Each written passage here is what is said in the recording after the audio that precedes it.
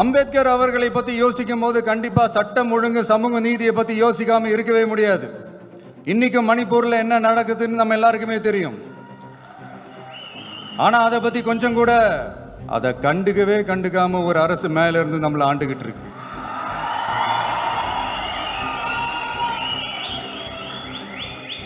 சரி, அங்கதான் அந்த அரசு அப்படி இருக்குன்னா இங்க இருக்கிற அரசு எப்படி இருக்கு?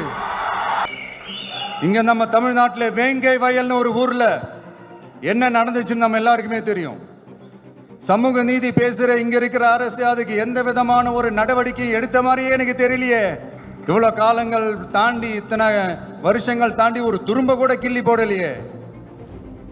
அதுதான் இதெல்லாம் இன்னைக்கு அம்பேத்கர் அவர்கள் இன்னைக்கு பார்த்தாருன்னா வெக்கப்பட்டு தலை குனிஞ்சு போவார்ல. கரெக்டு, நம்ம நடக்கிற பிரச்சனைகள், நடக்கிற கொடுமைகளுக்கெல்லாம் நம்ம குரல் கொடுக்கணும். ஆனா நடக்கிற பிரச்சனைகள் ஒன்னா ரெண்டா?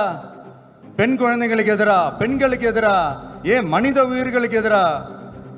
இதெல்லாம் நம்ம பார்க்கிறோம், படிக்கிறோம், மற்றவங்க கிட்ட இருந்து கேட்டு தெரிஞ்சுக்கிறோம். இதுக்கெல்லாம் ஒரு நிரந்தரமான ஒரு தீர்வு என்ன தெரியுமா? ரொம்ப சிம்பிள் தான். நம்ம தமிழ்நாட்டு மக்களுக்கு தேவையான அடிப்படை வசதிகளை பாதுகாப்புடன் முழுமையாக அளிக்கும். அதான் சொன்னேன், இதை அமைஞ்சிட்டாலே போதும். அதான் ரொம்ப சிம்பிள்னு சொன்னேன்.